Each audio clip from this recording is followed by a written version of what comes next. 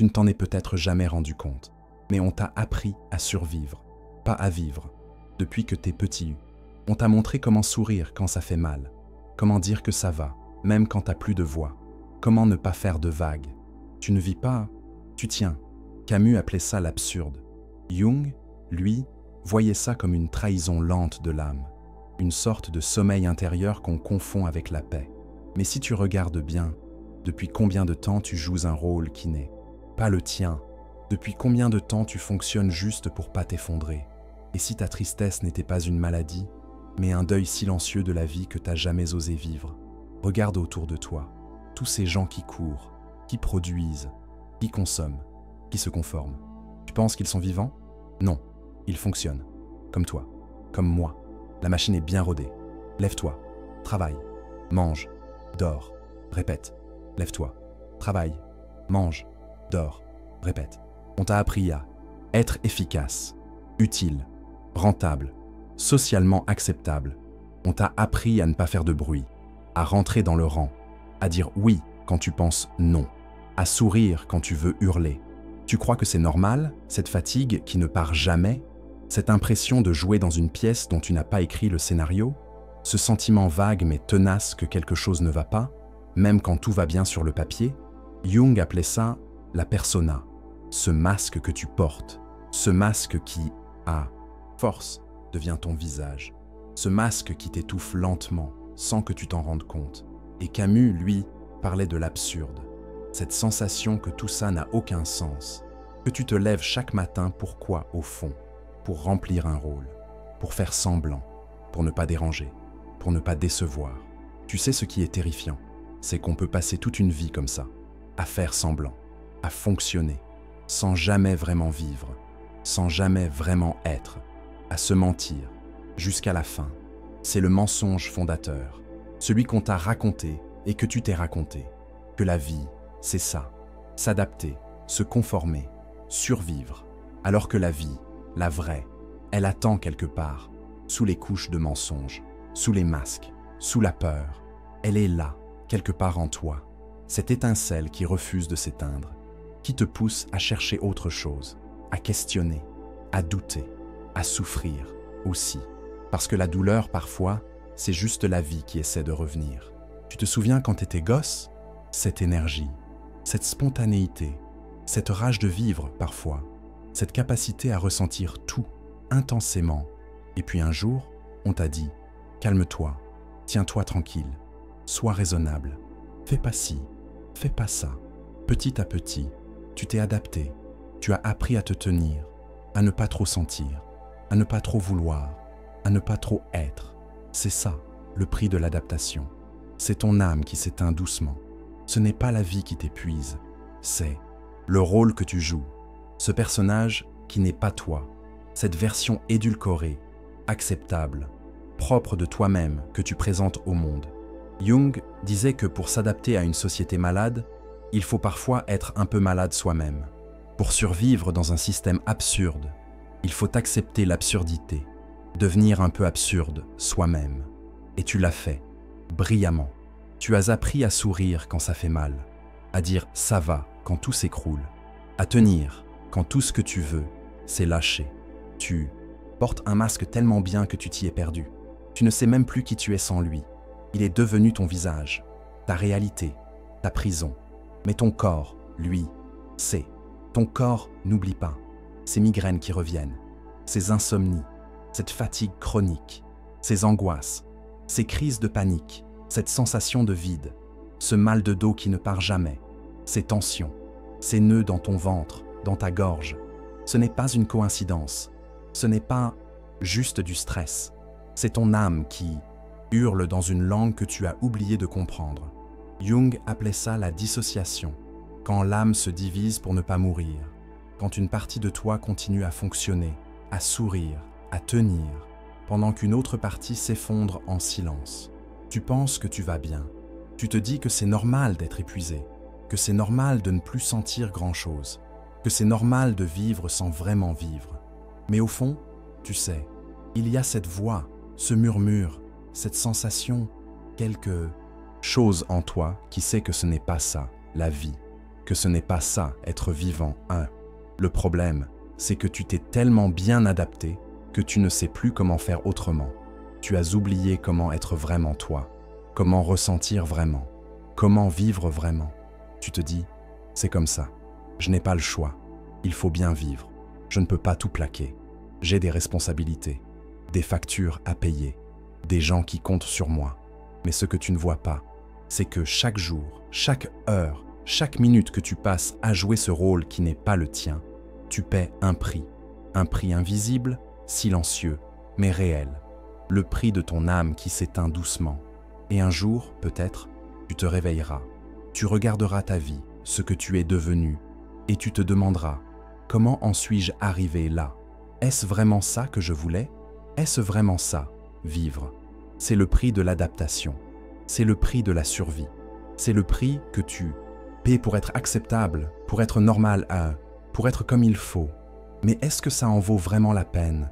Netflix, Instagram, TikTok, podcast, séries, musique, sorties, alcool, travail, achat, relations, sexe, sport, nourriture, drogue, projet, tout plutôt que le silence, tout plutôt que d'être seul avec toi-même, tout plutôt que de sentir ce vide qui te ronge. Regarde-toi, tu ne supportes pas une minute sans stimulation, sans distraction, sans bruit. Ton téléphone est la première chose que tu touches le matin et la dernière que tu lâches le soir. Tu le consultes des dizaines, des centaines de fois par jour, comme un junkie en manque. Tu remplis tes journées, tes soirées, tes week-ends. Tu planifies, tu organises, tu fais, tu consommes, tu produis, tu interagis, tu partages, tu likes, tu commentes. On t'a appris à survivre, pas à vivre.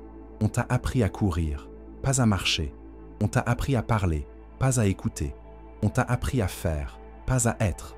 Camus disait que l'homme moderne cherche à s'étourdir pour ne pas voir l'absurdité de sa condition, pour ne pas voir l'absence de sens, pour ne pas sentir ce vide qui le guette. Jung, lui, parlait de la fuite, cette façon que nous avons de nous échapper de nous-mêmes, de notre propre vie, de notre propre conscience. Le silence fait peur parce qu'il te ramène à ce que tu fuis, à cette sensation de plus en plus insistante que quelque chose ne va pas, que tu t'es trompé de vie, que tu t'es perdu en chemin. Alors tu mets du bruit, tu remplis ton temps, ton espace, ton esprit, tu t'occupes, tu te distrais, tu t'anesthésies, mais le vide est toujours là, sous la surface. Il attend, patient, implacable. Il te rattrape dans ces moments où tu baisses la garde, quand tu te réveilles en pleine nuit, quand tu es coincé dans les transports, quand tu es seul, vraiment seul, sans personne à qui parler, sans rien pour te distraire. Cette anxiété qui monte, cette panique qui s'installe, cette sensation de suffoquer. Ce n'est pas une coïncidence, ce n'est pas un dysfonctionnement. C'est ton âme qui essaie de te parler, de te réveiller. Jung disait, ce que tu évites revient par les symptômes. Ce que tu refuses de voir, de sentir, d'affronter, trouve toujours un moyen de s'exprimer. Par ton corps, par tes émotions, par tes rêves, par tes actes manqués. Ces crises d'angoisse qui surviennent sans raison apparente. Ces moments de dépression qui s'abattent sur toi comme un ciel noir. Ces pensées obsessionnelles qui tournent en boucle dans ta tête. Ces comportements autodestructeurs que tu ne comprends pas toi-même. Ce n'est pas une maladie, c'est un message de cette partie de toi que tu as abandonnée, oubliée, trahie. Et plus tu essaies de faire taire ce message, plus il devient fort. Plus tu essaies de remplir ce vide, plus il s'agrandit. Plus tu mets du bruit, plus le silence qui suit est assourdissant. C'est un cercle vicieux, une spirale descendante, un puits sans fond.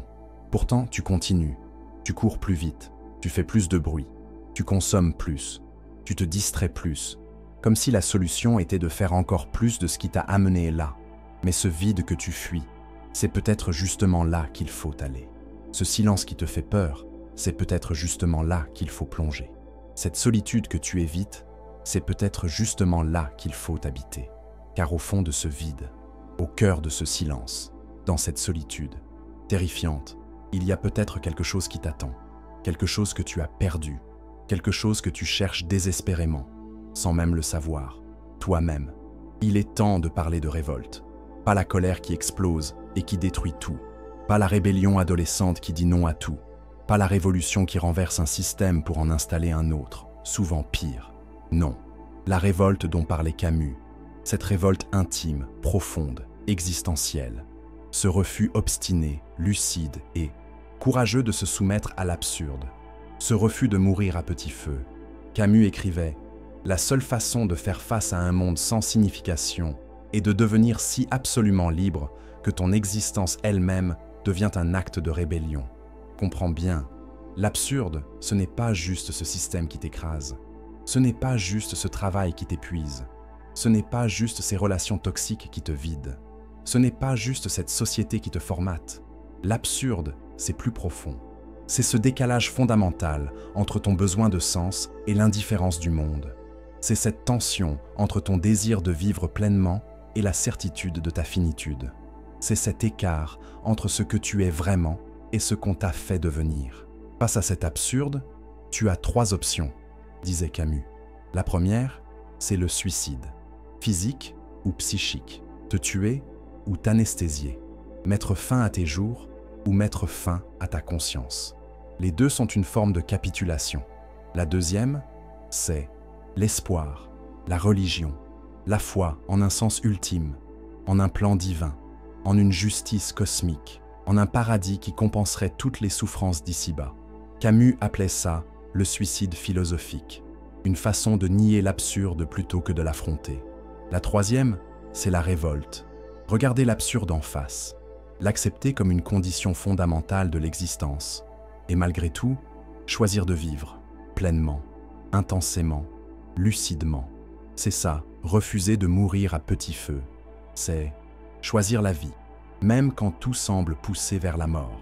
C'est choisir la conscience, même quand tout semble pousser vers l'inconscience. C'est choisir la liberté, même quand tout semble pousser vers la soumission. La révolte, ce n'est pas une action spectaculaire. Ce n'est pas un grand geste. Ce n'est pas un moment héroïque. C'est une posture, une attitude, un choix quotidien, répété, obstiné. C'est se réveiller chaque matin et décider, encore une fois, de ne pas se soumettre, de ne pas s'éteindre, de ne pas s'abandonner.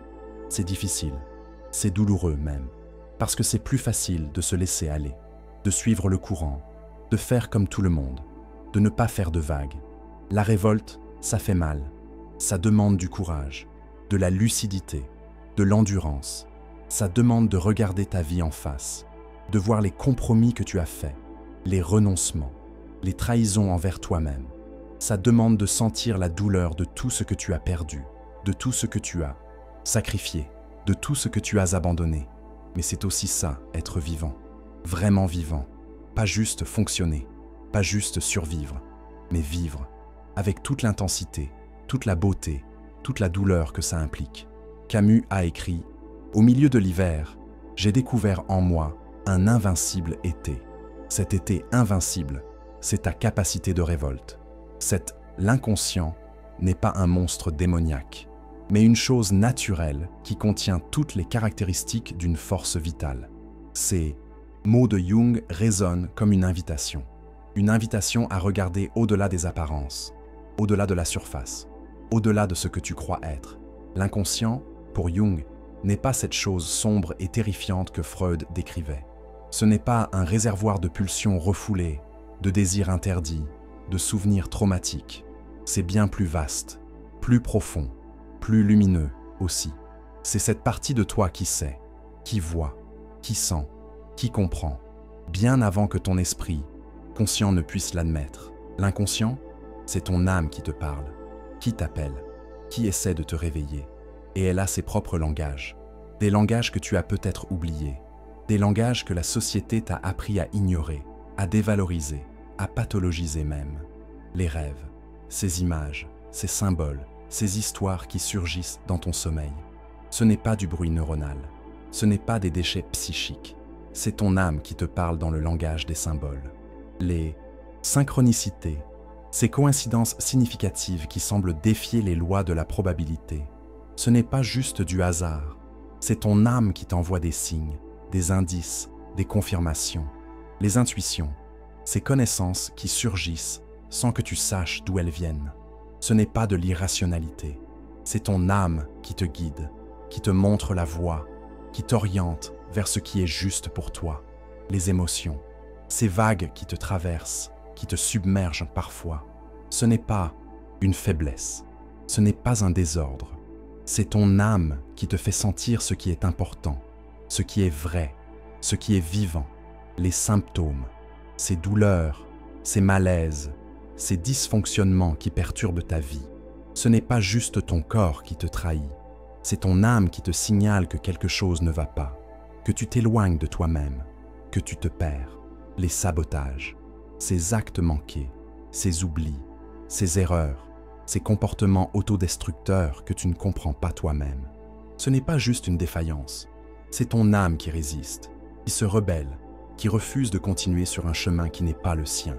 Tout ça, tous ces messages, toutes ces manifestations de ton inconscient, ce ne sont pas des ennemis à combattre, ce ne sont pas des problèmes à résoudre, ce ne sont pas des défauts à corriger, ce sont des messages à écouter, des guides à suivre, des alliés à reconnaître.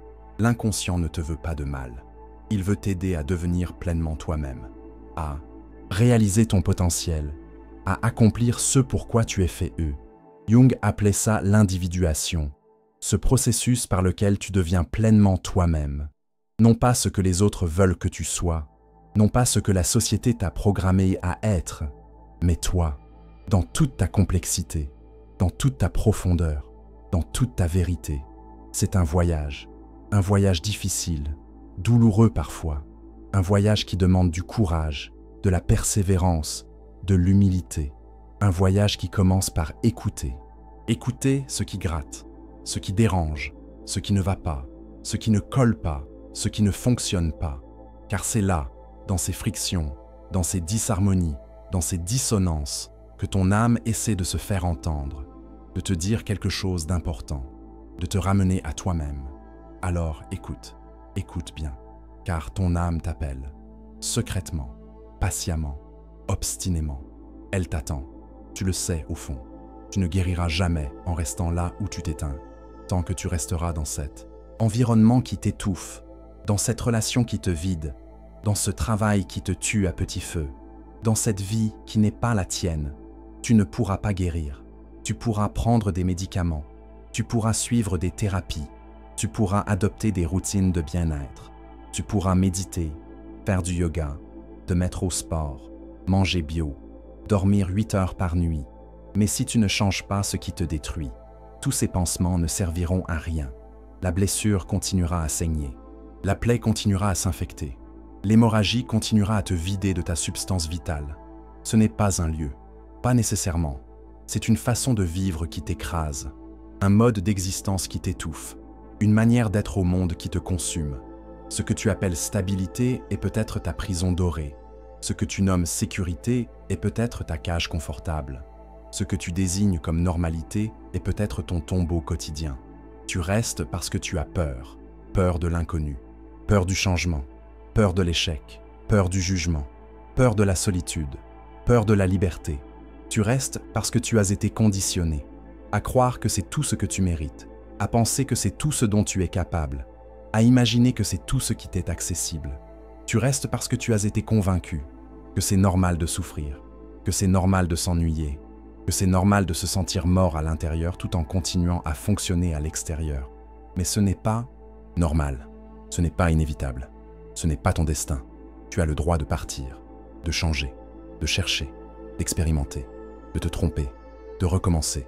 Tu as le droit de refuser ce qui te fait mal, de rejeter ce qui te diminue, d'abandonner ce qui te détruit. Ce n'est pas de l'égoïsme, c'est de la survie. Ce n'est pas de l'irresponsabilité, c'est de la fidélité à toi-même. Tu ne peux pas sauver les autres en te noyant avec eux. Tu ne peux pas aider ceux que tu aimes en te détruisant pour eux. Tu ne peux pas être utile au monde en te sacrifiant sur l'autel des convenances sociales. La vraie générosité, c'est d'abord d'être vivant, pleinement vivant, intensément vivant, pour pouvoir partager cette vie, cette intensité, cette plénitude avec ceux qui croisent ton chemin. Mais pour être vivant, il faut parfois partir, quitter, rompre, se séparer, se détacher de ce travail qui ne te correspond pas, de cette relation qui t'étouffe, de ces amis qui ne te comprennent pas, de ces habitudes qui t'enferment, de ces croyances qui te limitent, de ces attentes qui te paralysent. Ce n'est pas facile, c'est même terriblement difficile. Ça fait peur, ça fait mal, ça fait douter, mais c'est nécessaire, vital, incontournable, car tu ne guériras jamais en restant là où tu t'éteins. Tu peux continuer à te raconter des histoires, à te dire que ça ira mieux demain, que c'est juste une mauvaise passe, que tu es trop sensible, que tu es trop exigeant, que tu devrais te contenter de ce que tu as, que d'autres rêveraient d'être à ta place. Mais ton corps sait, ton cœur sait, ton âme sait. Ils savent que tu es en train de mourir à petit feu. Ils savent que chaque jour passé dans cet environnement toxique, dans cette situation étouffante, dans ce rôle qui n'est pas le tien, te coûte un morceau de toi-même. Et un jour, il ne restera plus rien de toi, plus rien de ta joie, de ton énergie, de ta créativité, de ton désir, de ta capacité à aimer, à rêver, à espérer. Juste une coquille vide, un automate bien dressé, un fantôme qui fonctionne. Est-ce vraiment ce que tu veux? Est-ce vraiment ce à quoi tu te résignes? Il n'est pas trop tard. Il n'est jamais trop tard pour changer de direction, pour quitter ce qui te tue, pour chercher ce qui te fait vivre. Même si tu as 50 ans, même si tu as des responsabilités, même si tu as des dettes, même si tu as construit toute ta vie autour de ce travail, de cette relation, de cette identité qui n'est pas la tienne. Il est encore temps de partir, temps de chercher, temps de risquer, temps de vivre. Pas demain, pas quand tu auras plus d'argent, pas quand les enfants seront grands, pas quand tu seras à la retraite, pas quand les circonstances seront plus favorables.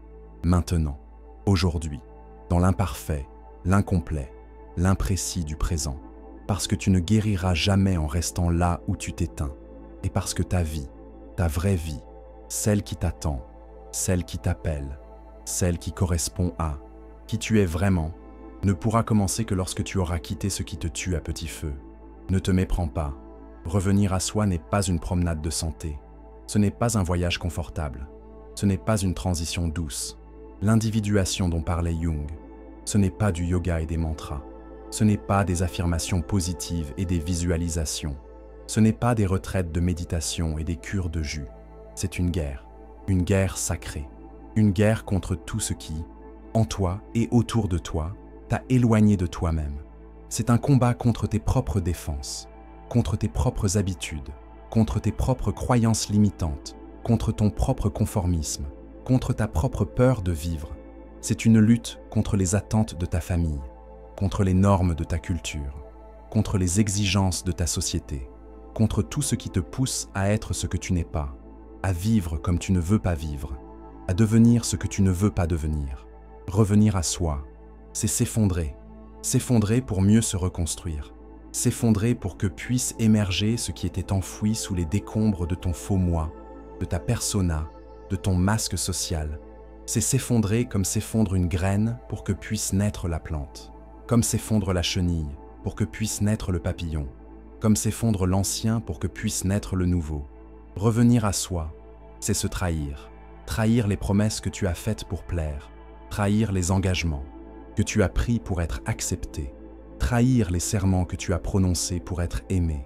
C'est trahir le personnage que tu as créé, l'image que tu as construite, le rôle que tu as endossé, pour être fidèle à quelque chose de plus profond, de plus vrai, de plus essentiel, ton authenticité, ta singularité, ta vérité intérieure.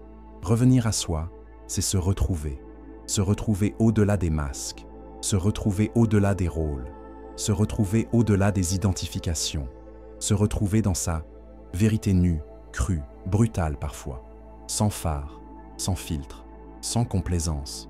Et cette vérité peut faire mal, elle peut faire peur, elle peut faire honte, car elle contient tout ce que tu as nié, tout ce que tu as refoulé, tout ce que tu as rejeté pour être acceptable, pour être normal, pour être comme il faut, ta colère, ta tristesse, ton désir, ta puissance, ta vulnérabilité, ta sauvagerie, ta folie, ton ombre, comme disait Jung, cette part de toi que tu as appris à cacher, à ignorer, à mépriser, à craindre.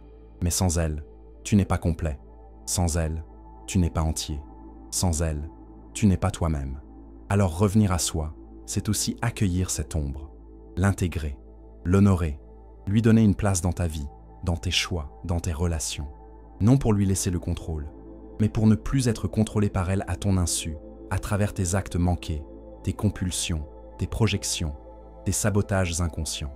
Revenir à soi, c'est une descente aux enfers, une nuit noire de l'âme, une mort symbolique. C'est traverser toutes les peurs, toutes les douleurs, tous les deuils que tu as évités en te conformant, en t'adaptant, en te soumettant aux exigences extérieures. C'est faire face à l'inconnu, à l'incertitude, à l'insécurité, à la solitude. Car quand tu quittes les sentiers battus, quand tu abandonnes les rôles prescrits, quand tu renonces aux identités toutes faites, tu te retrouves seul, seul face à toi-même, seul face à ta liberté, seul face à ta responsabilité. Et cette solitude peut être vertigineuse, terrifiante, paralysante. Mais c'est aussi dans cette solitude que tu peux enfin entendre ta propre voix, sentir ton propre rythme, suivre ton propre chemin. Revenir à soi n'est pas un voyage en ligne droite. C'est un labyrinthe fait de faux départs, d'impasses, de retours en arrière, de détours inattendus. Tu vas te perdre, tu vas te tromper, tu vas douter, tu vas vouloir abandonner, revenir en arrière, retrouver le confort relatif de ta cage dorée, de ta prison familière. Et parfois, tu le feras. Tu retourneras à tes anciennes habitudes, à tes anciens schémas, à tes anciennes sécurités. Ce n'est pas grave, ce n'est pas un échec, c'est une partie du processus, un temps de repos, un temps d'intégration, un temps de préparation pour la prochaine étape. Car revenir à soi est un voyage qui dure toute la vie, une spirale plutôt qu'une ligne droite, un cycle de mort et de renaissance, un processus d'affinement, d'approfondissement, de dévoilement progressif de qui tu es vraiment. Et ce voyage est une guerre sacrée, une guerre pour ta vie, pour ton âme, pour ton droit d'être qui tu es vraiment, au-delà des attentes, des normes, des conventions, des peurs. Une guerre qui vaut la peine d'être menée, car à la fin, ce que tu gagnes, c'est toi-même, ta liberté, ton authenticité, ta capacité à vivre plutôt qu'à survivre, à être plutôt qu'à paraître, à créer plutôt qu'à reproduire. Voilà, tu sais maintenant, tu sais que tu ne vis pas, que tu fonctionnes, tu sais que ce n'est pas la vie qui t'épuise, c'est le rôle. Tu sais que le vide en toi ne se comblera pas avec plus de bruit, plus d'activité, plus de distraction. Tu sais que mourir à petit feu n'est pas une fatalité, c'est un choix que tu peux refuser. Tu sais que ton inconscient, tes symptômes, tes malaises te parlent. Ils essaient de te réveiller. Tu sais que tu ne guériras jamais en restant là où tu t'éteins. Tu sais que revenir à soi est une guerre sacrée, une guerre nécessaire. Maintenant, tu es face à un choix. Tu continues ou tu brûles le script. Tu persistes dans cette vie qui n'est pas la tienne, dans ce rôle qui t'étouffe, dans cette existence qui te vide, dans cette lente agonie de l'âme. Ou tu oses, tu risques, tu changes, tu choisis la vie, la vraie vie, celle qui fait peur, celle qui fait mal, celle qui fait croître. Ce n'est pas un choix facile. Il n'y a pas de garantie, pas de carte routière, pas de manuel d'instruction. Il y a juste toi, ton intuition, ton courage, ta vérité intérieure. Tu ne peux pas savoir à l'avance où ce chemin te mènera, quel défi il te posera, quelle joie il t'offrira, quelle perte il t'imposera. Tu sais juste que l'alternative, continuer comme avant, faire semblant, s'adapter, se conformer, s'éteindre doucement, n'est plus viable, n'est plus supportable, n'est plus acceptable. Ce n'est pas la vie qui doit changer, c'est ton rapport à elle. Ce n'est pas le monde qui doit s'adapter à toi, c'est toi qui dois trouver ta place dans le monde, ta façon unique d'y être, d'y contribuer, d'y créer, d'y aimer. Ce n'est pas les autres qui doivent te comprendre, c'est toi qui dois te comprendre toi-même, te reconnaître, t'accepter, t'honorer dans toute ta complexité, dans toute ta singularité, dans toute ton humanité. Brûler le script, ce n'est pas tout détruire, ce n'est pas tout abandonner, ce n'est pas tout rejeter, c'est se libérer de ce qui n'est pas essentiel, de ce qui n'est pas authentique, de ce qui n'est pas vivant.